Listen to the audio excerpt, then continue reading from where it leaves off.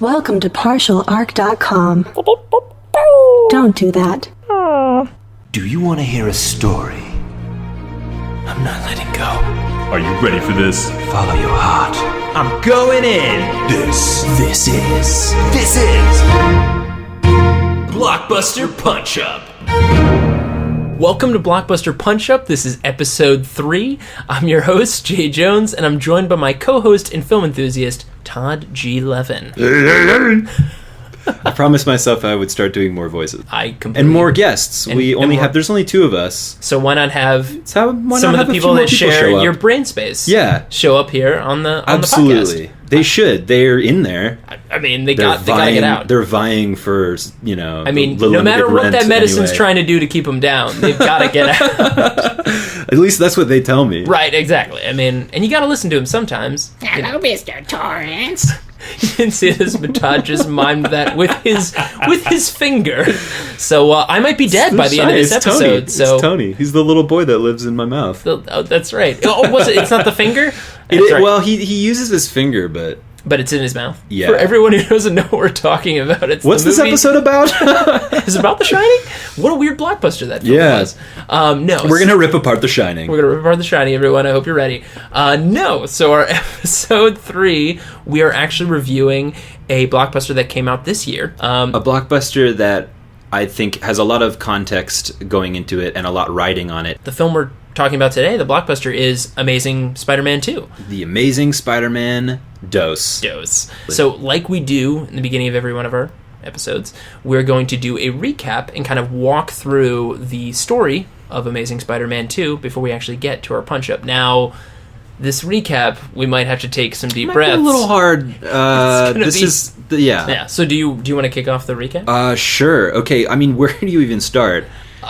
Peter Parker's dad, if you forgot. Peter Parker's dad, working on Richard sciencey Parker, stuff. who is not a tiger, as in the Life of Pi movies. Richard Parker. He is. Gosh, this is going to be such a long-winded recap because there's so many things. Why don't we just hit the basic points. beats? Yeah. Yeah. Okay. So. Just so, in case you forgot, Peter did have a dad, and he was doing secret sciencey stuff. With Oscorp. So we move forward. Peter is back with Gwen. He breaks up with Gwen. During this time, we're introduced to a character known as Max Dillon, who eventually becomes Electro. Who works at Oscorp, who is an electrician, who eventually becomes Electro. We also meet Peter's old friend when he was a kid, Harry Osborn. Who is the son of Norman Osborn. Who is, from the comics, if you know, is the Green Goblin. Peter starts to reconnect with Harry, and meanwhile, Max Dillon, our character, undergoes a transformation, becomes Electro. Peter Parker and him have a standoff. What was a friendship that became an obsession with Max Dillon with Spider-Man then becomes his enemy. Max Dillon is defeated or subdued by Peter Parker, by Spider-Man. Taken to a facility, Ravencroft, which is like their Arkham Asylum. Yes, that's Oscorp's Arkham Asylum kind of. Where basically all the bad guys come from. Essentially, is where what I get the impression that like Oscorp is just the Oscorp just manufactures supervillains. It's a Joker factory. It's what it does. It just is quite literally in the basement of this facility is where they just manufacture supervillains. Apparently, just look for the tallest building in the city, and it's probably going to be the evil place. Yeah. Harry, because he's dying, needs Spider-Man's blood. Luckily, Norman Osborn's took an entire lifetime, but Harry Osborn seems to just be really quick. Really quick to the death. Sure. He comes back to the U.S. just insta-dying. Oh, and I'm an emancipated minor, and oh gosh, now I'm dying. Real fast. Because I just found out about it. Peter refuses to give Harry his blood because Peter Parker is our hero. He's Spider-Man.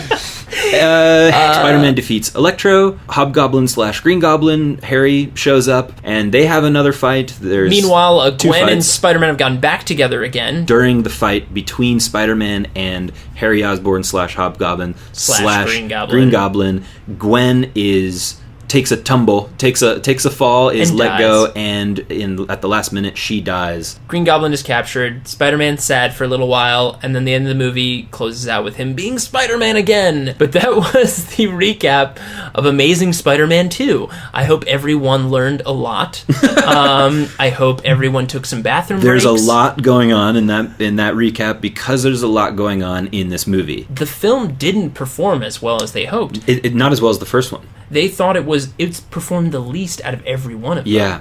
And they thought it was going to be the one that opened all the doors. Yeah. And some of that you can actually see in the film and even a little bit in our recap. So, in fact, right now, let's just dive in to the punch-up. Punch up.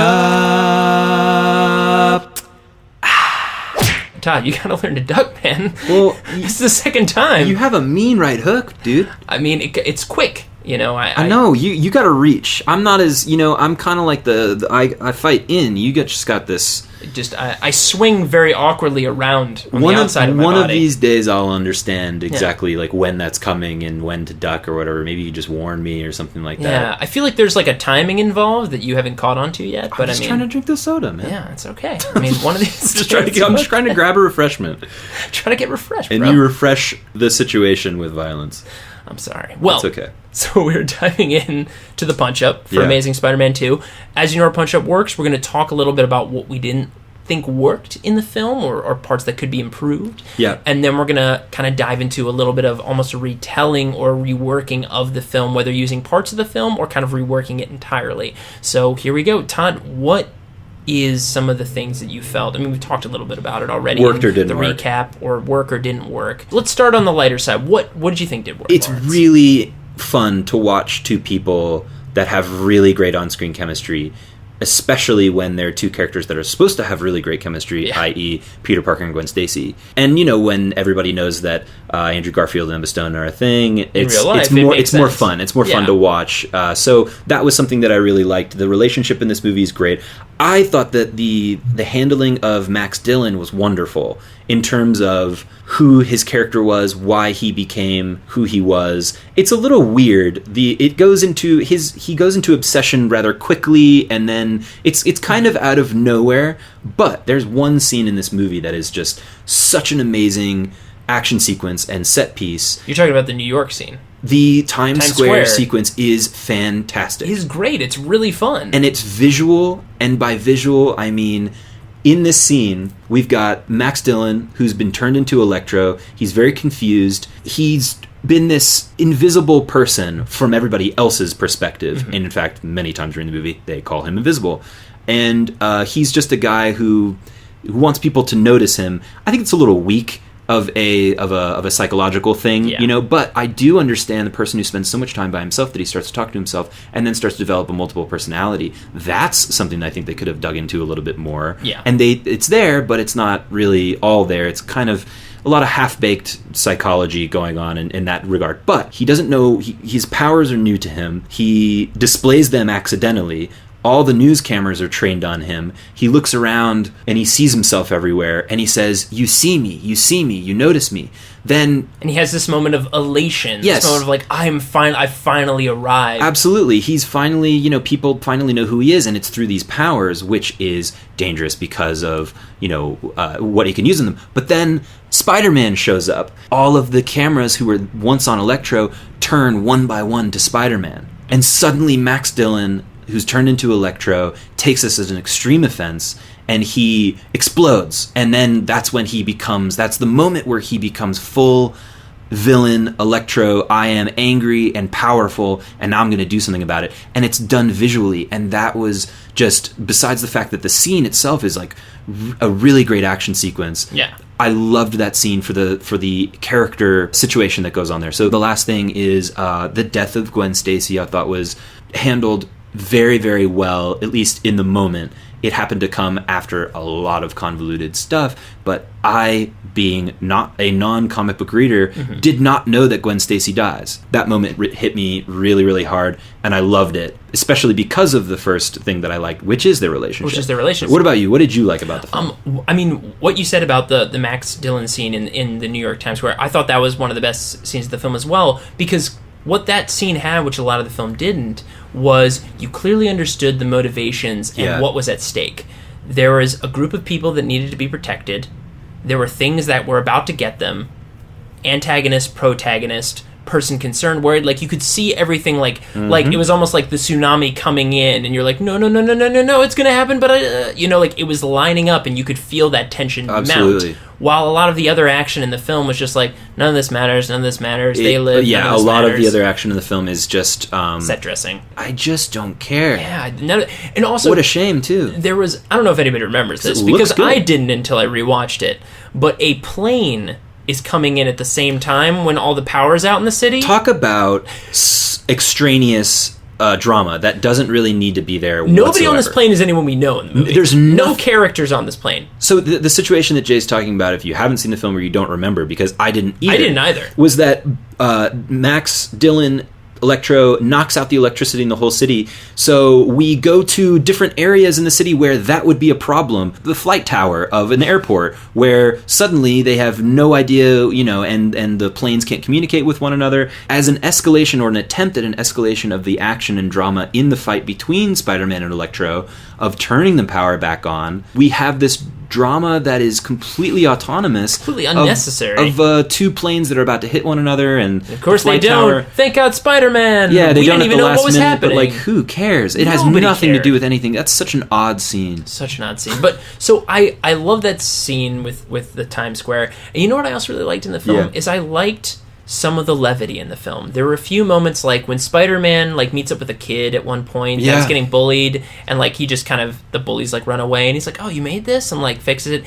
What I would have liked to see more of in this film is more of that friendly neighborhood Spider-Man. Yeah. And even at the end when he comes in to fight, which I really thought was crazy, but I think it worked for what I was hoping to see in the film, maybe, was when he shows up and he fights this giant rhino. This is just a normal day in New York City. I fight giant robotic rhinos. That's because I love that ending. I loved it. The bookend of the film is the Spider-Man that I love. Mm-hmm. It's every day there's some weird, wacky thing. There's some weird guy, electric guy, rhino guy, and it was just, I love that he took it with just another day in New York City. Just another tosses day. The microphone, jumps, whips up the thing, and fights him like it's no big deal. But that's what we love. I love my job. Yeah, he brings the levity to such a ridiculous, absurd situation. Because it is ridiculous. Yeah. He's a Spider-Man. Spider-Man. And he's shooting webs, fighting a rhino buildings. man, and there's a man made out of electricity, and there's a guy that calls himself a goblin, and he's flying around on a deal.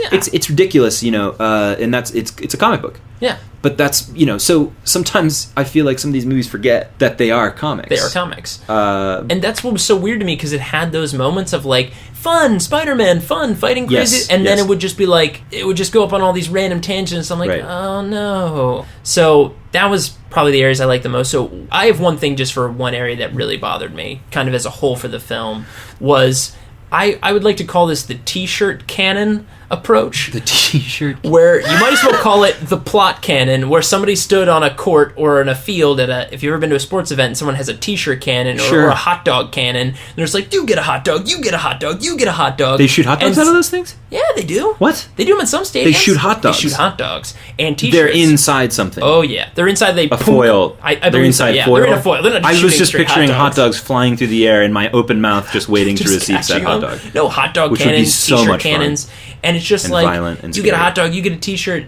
It was like that, but for the plot. It was how many characters in the movie? Green Goblin, you get a plot. Mac Dillon, you get a plot. Gwen Stacy, you get a plot. Peter Parker's aunt, you get a plot. This guy, you get a plot. Peter Parker's dad, you get a plot. Instead of it being all part of one story and feeling very organic, is that what you're saying? Yeah, heck, the people in the airport tower, you get a plot. People in the airplane, you get a plot. Everybody got a plot. You're hitting upon something that this movie felt very disjointed. Oh yeah. There's so many different things going on, and that's not a problem. You can have a lot of things going on. Oh yeah, but if they're tied to the same line. But only if they're in line and they feel organic with one another, because if they don't, then it will just feel like there are too many cooks in the kitchen and there's just lots of things going on. And that's part of my punch-up, is if you're going to do it, just make it, keep the subtlety in there, make it part of it, have everything organic and related to each other. I think it's time to dive into our punch-ups. Yeah. Do you want to kick it off? Sure, yeah. So we already kind of touched upon a few of these elements, but basically, because of the scattered nature of this movie, I had a hard time figuring out exactly, because I like certain elements of certain pieces here and there, and I had to think about it for a while, but it came back to the source, like you talked about. Let's go back in time. Instead of starting this movie like they did, where we're with Richard Parker, and he, in the most exciting sequence about uploading that I will ever see. Yeah, very intense. That's a decade-long upload. Yeah. It only happened. You realize that when they go to the Roosevelt. This was in like the 90s or something, right? When he died, I guess 90s, early 2000s. I just love that it's like must finish uploading. But instead of starting there, start with the relationship between Peter and Harry. Yeah. If you're gonna do Peter and Harry, show them young. But you don't want to do what they did in the Sam Raimi series. Do what they didn't do and show them as children. Yeah. They're best friends. They go to the same school. Obviously, the Osborns, Peter Parker's dad, Richard Parker, works with Norman Osborn. He's a scientist there, but Norman Osborn is Norman Osborn. Yeah. I mean, they're like the Waynes of Gotham, except they're like the evil Rockefellers, right? It's the same thing. And like I said earlier, it's like you look for the biggest tower in the city in any comic book franchise is probably where the hero or the villain comes from. That's probably exactly Stark Tower, or Osborn Tower. Osborn, even Eric Sachs in Teenage Mutant Ninja Turtles. So Norman Osborn is a rich man, but he's friends with Richard Parker's family, the Parkers, and their sons are best friends. Meanwhile, by the way, Harry has a schoolyard crush in the form of Gwen Stacy. I love where this is going already. Okay, so Norman Osborn has an illness that they're trying to solve over there at Oscorp. But from the perspective of Peter Parker, we don't really see a lot of this. What goes on behind closed doors that we only learn about later, just for the sake of economy in this punch-up, what's going on is exactly what's in the film. Take pieces, but it's about rearranging them and making them a little bit less convoluted. Norman wants to survive. He wants to see his kid grow up. So he's willing to do anything. A governmental organization offers money for more research in order, if they are able to use some of the research there for military testing, which Richard Parker is really not into. He thinks he's like, no, that's not what I got into this for.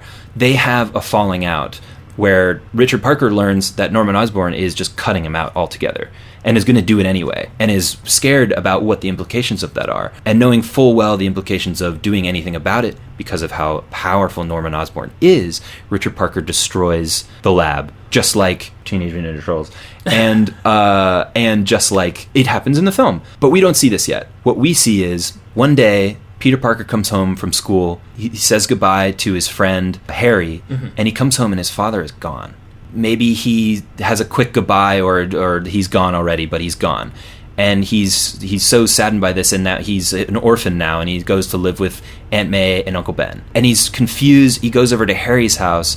What we don't understand yet is that Norman Osborn has done this on purpose in a reaction to Richard destroying the lab, has killed him off, but has also framed him for destroying the lab, and maybe framed him for wanting to do the military stuff and then hiding that under. So it's all like Richard Parker's fault. Because Norman knows that Peter will never forgive him if he ever finds out the truth. He turns Harry against him and sends Harry away to boarding school. So when one day Peter Parker comes home, his father is gone, / dead maybe, and his best friend is being shipped off. Meanwhile, Harry is looking in the back window like, goodbye. After driving away. But has been told and is brainwashed over the years by his father that Richard Parker is responsible for everything. And because Norman dies, Harry grows up always blaming Richard, and therefore Peter, for the death of his father. So here we already have, that's just the beginning. Yeah. We already have all this. So fast forward. We have a real inciting incident. That's going to define our plot. So fast forward years later, Gwen Stacy works at Oscorp because she knows the family, she knows Harry.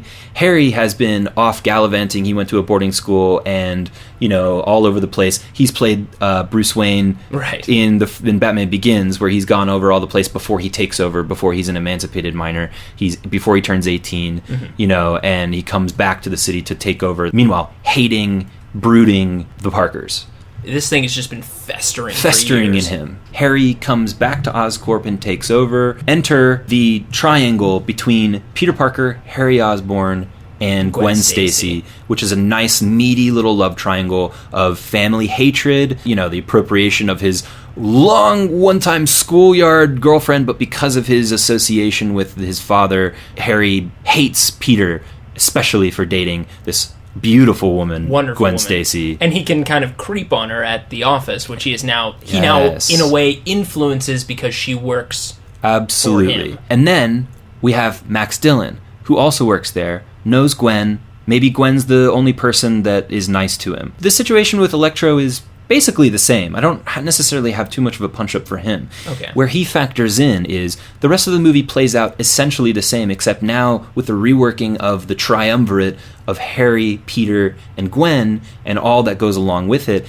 Everything kind of else falls into line. Harry finds out when he learns about all the things that that Oscorp has and everything, that he needs the blood of Spider-Man in order to access the things that could save him, because he also has the degenerative disease. You could also have, in his travels, he brought many things back with him. Yes, to absolutely, Oscorp. yes. So he could have done some tests on himself. He could have done some things to himself, to kind of preventative things that, when mixed with whatever cocktail he tries to put together, or whatever leads to this transformation, or whatever Creates it is. Hobgoblin. Or Exactly. maybe when he comes back, he has a little bit of that in him already. Right. He has a little bit of this kind of messed up thing growing in him through the tests he's done to himself. Absolutely. That's really interesting to have him come back, but this changed kind of shadow of what used to be a friend. But it's there. Yeah. See, that's the thing. The skeleton, the bones are already there. Mm-hmm. Like, that's there. He comes back, but like the only thing we learn is that he's been traveling with models. That has nothing. That means nothing to me. Yeah, that doesn't. That To the audience, that weight. doesn't really, and that means nothing to Peter. That means nothing to Gwen. That means nothing to Norman. That means nothing to Richard. Yeah. It has nothing to do with anything. So you take the things that are already there, because that was my problem with thinking about how to punch up this movie is, it's already kind of already there. It just needs to be rearranged. So you have this triumvirate now, the three of them. You have Max, who becomes Electro because of an accident. Let's say because Harry is in tune with all this, he chooses he wants to do some human experiment on someone dealing with these electric eels that they have in like a big thing. So he's like, I wonder if a bite from a spider can cause Spider-Man. I wonder what a bite from these Electric eel. And he basically takes Max Dillon and puts him in this thing, and tricks him and whatever, which Max does not know. Later, when Max Dillon becomes Electro, Harry convinces Max that it was Spider-Man that did it, or that it was Gwen that did it, or something, and turns it Whatever against him. he needs to turn as a pawn for his game. Which is very much like his father Norman, to turn the tide against somebody and deal with lies and secrecy, like father, like son. And there's something very interesting about I like a villain that kind of comes back and is okay with experimenting on himself and others, just as almost like a kind of a detachment from humanity. That's just like interesting. Like he's been detached from friends and relationships, being off at this boarding school and traveling the world. He's learned to become detached, so he detaches himself from even people he knows. You know what? Let me test this on this random guy, Max. Let's see what happens. He's become a sociopath. Yeah. He has no... You know what I mean? Which, by the way, leads more organically into the creation of a Sinister Six, and less of just like, hey, we got a bunch of this cool shit down in the basement, let's just throw it on some weird sociopath. And I hate my father. And I hate my dad. And that's it. God, I love that so much more than what it was. So where Max Dillon comes in, where Electro comes in, and where you tie some of this all back together towards the end, because right now Max Dillon's just an outlier. Where he comes in is, Harry is using Max Dillon like a weapon. Peter only learns about the history. He's always wondering, why does Harry hate me so much? And he learns when Gwen, with the help of Gwen, puts his DNA into something to test something. He finds that his father was he unlocks this thing. He finds out that there's this video of his father, which we never saw until now, and we learn the truth about what happened.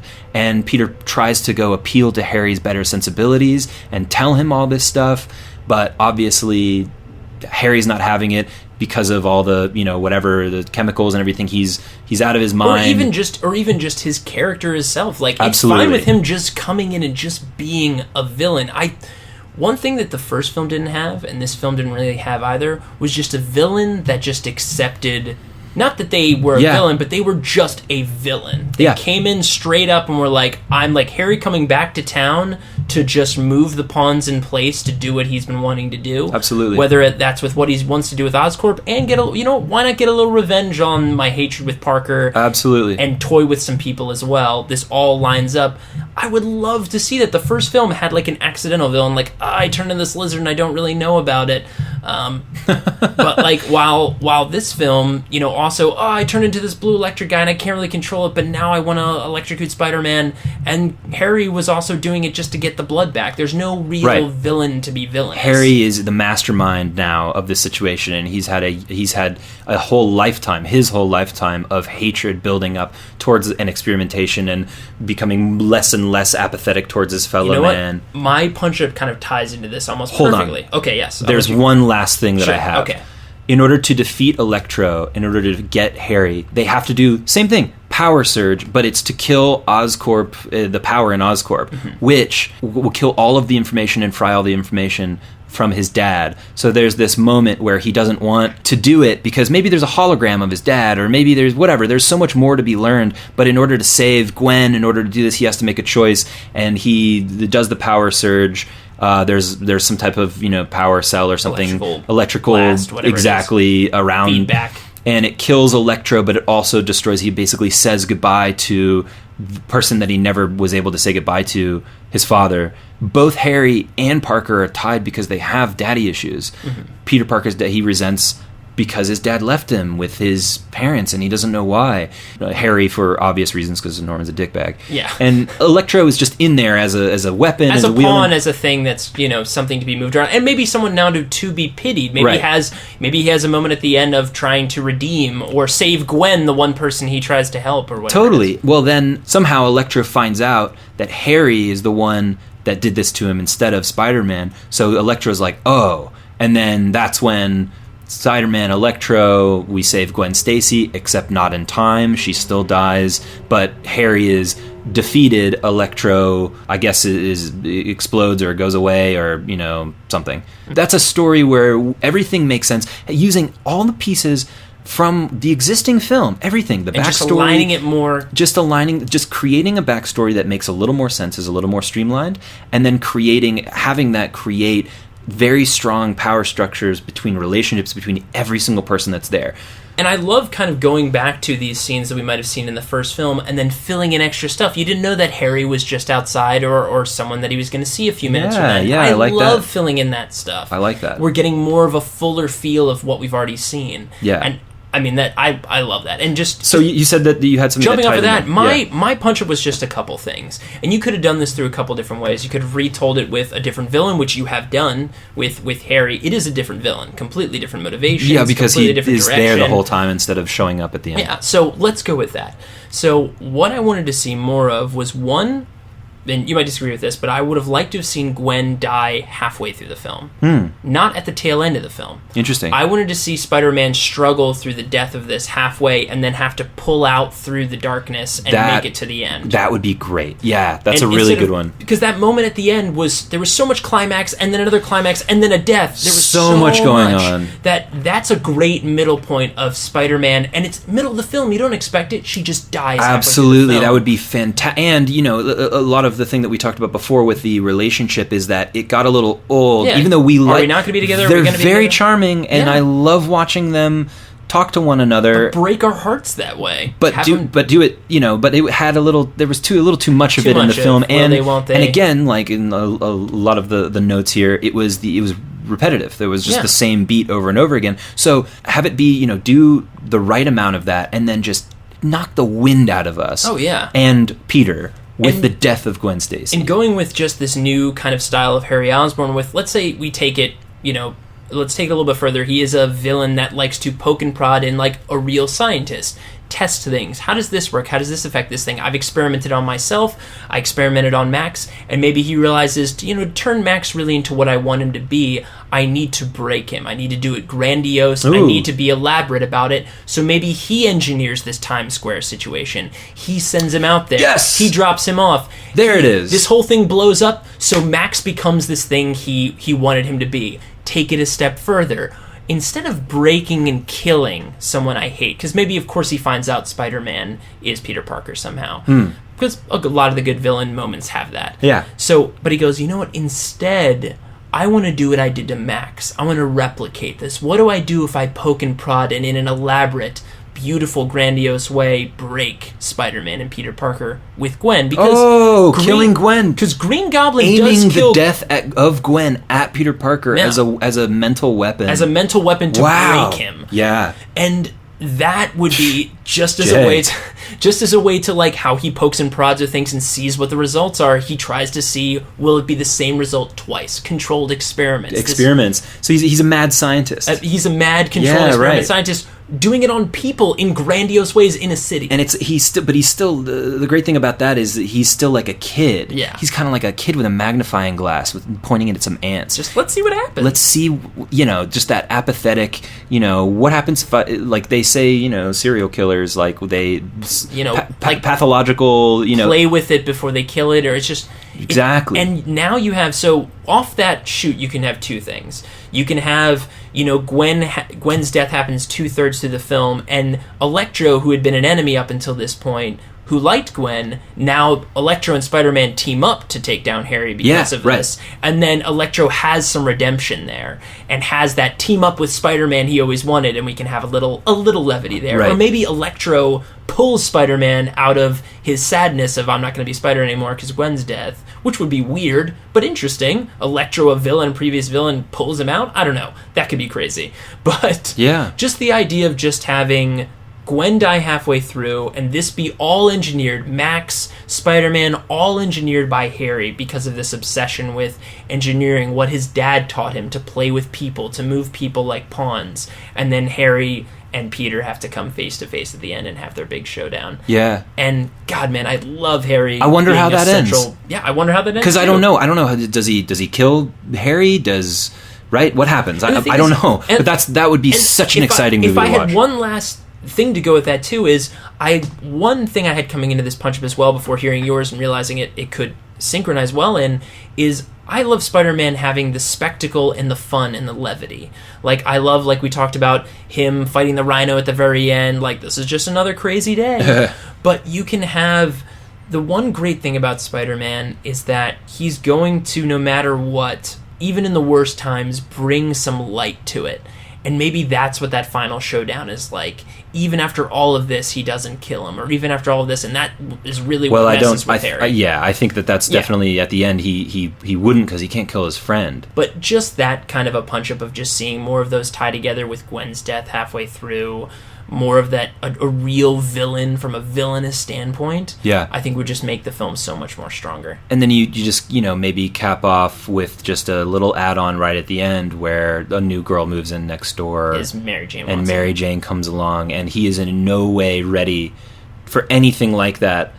But you could even hint or just see a moving truck, and that's it. Yeah, even just a moving truck. Don't show her, right. And then we know something's coming. But because you couldn't do that in this film, because if you kill Gwen in the last 10 minutes of the movie, you can't just can't just replace her. Replace her in the next 5 seconds. But you can if it happens, halfway through, 3/4, and even if it's just that hint of a moving truck, and you're like, "Don't worry, Peter." You're like, you have really terrible luck, but there might be something else around the corner. Absolutely, I love that. But dude, man, I love that punch up. That was great. And that's the thing, is that we want to see that movie. Yeah. And it's not like what Jay and I always talk about is, as sad as it is that we saw a movie that wasn't that, in our heads we just saw that movie. Yeah. And that movie's really awesome. And it got me excited. Because hey, the DNA of the movie that we just came up with is within this movie. Yeah. That's what 2 or 3 more drafts could do right there. Yeah. Is someone saying, hey, it'd be really great if Harry had something to do with Peter, and then the writers go, oh, you know what we could do?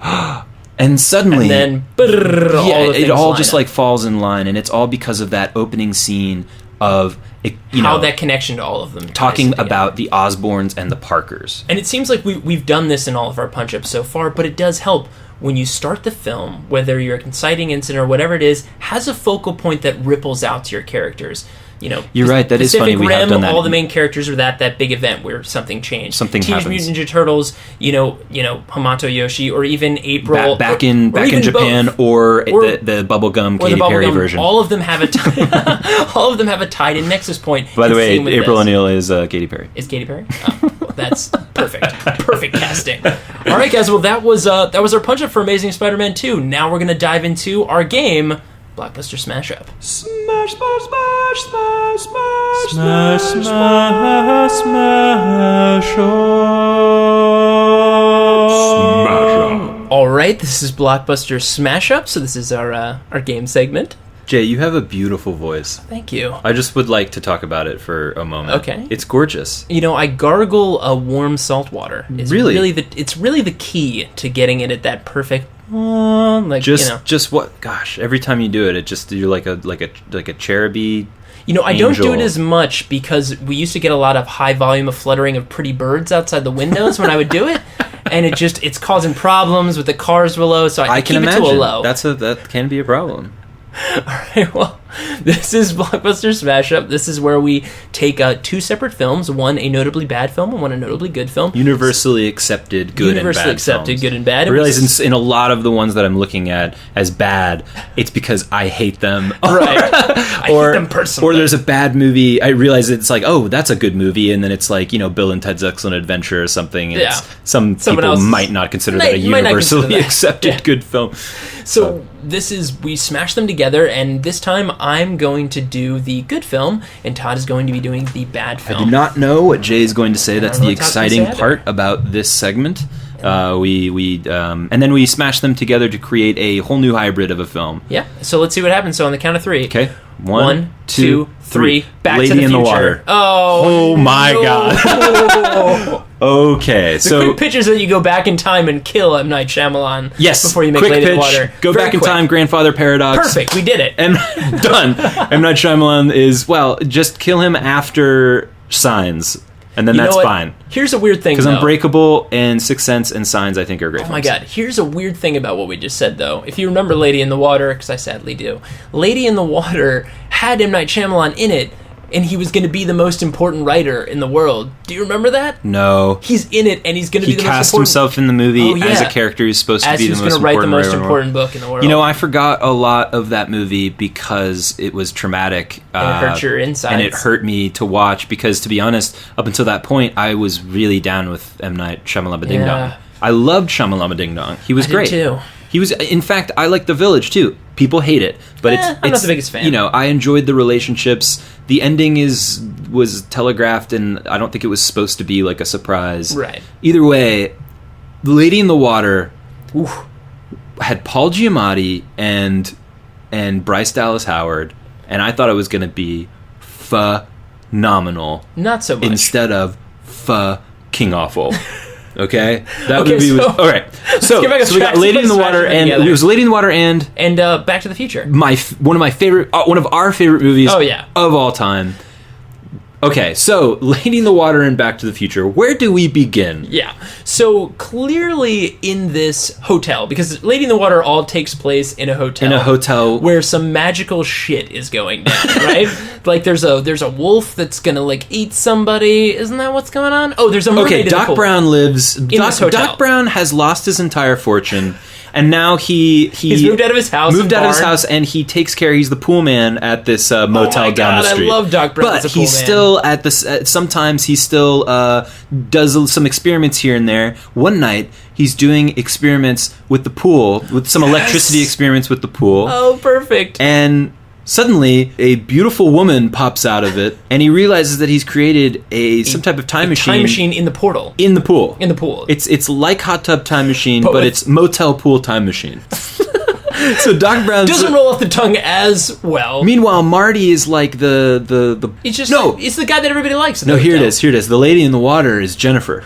Oh my god. The lady in the water is Jennifer. So he pulls Jennifer out of time. Jennifer knows Doc Brown from a different time period. That he and is hasn't met saying her yet. That he hasn't met her yet, and she's like, Doc, it's not about you. It's about your kids. It's about your kids, Doc. So Jennifer's Doc, and Doc is about Doc's kids. It's about Doc's kids. What? Or something. Okay, and wait. So also out of this pool that follows her. Yeah. So Jennifer's All from a right. specific time Jennifer's period. first. Let's say Jennifer's from the future.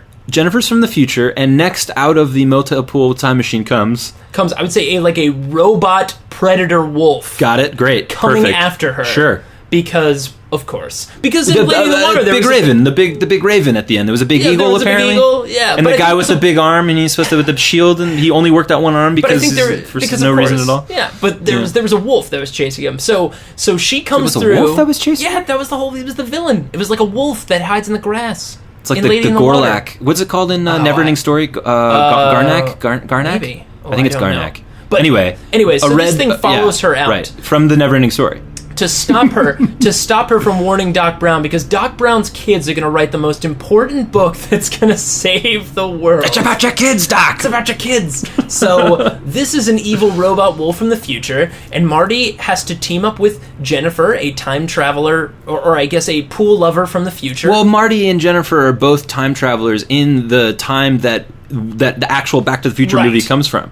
This is a different timeline where Doc has lost his fortune because Marty offshoots. Because Marty went back in time and just never came back, and then he lost his machine, and he was just left with Einstein. We didn't realize that Doc was earning all his money by going back in time and stealing money. Absolutely, and he bankrupted because of the Iranian plutonium situation. Oh, that's true. That was a really bad thing for him. And suddenly he owed a lot of money to the government, so he really just got screwed on that one. It was a federal protection from the Iranians, and they put him in this motel. So this is an alternate timeline, and Jennifer comes back. She brings Doc inside the pool, right, to meet Marty, and then he says, well, I should put floaties on, and he goes, floaties? Where we're going, you don't need floaties. And on that note, I think that ends our Lady in the Water and Back to the Future. It would be called Smash-Up. Back to the Lady in the Water. Back to the Lady in the Water. Back to the Future Lady from the Water.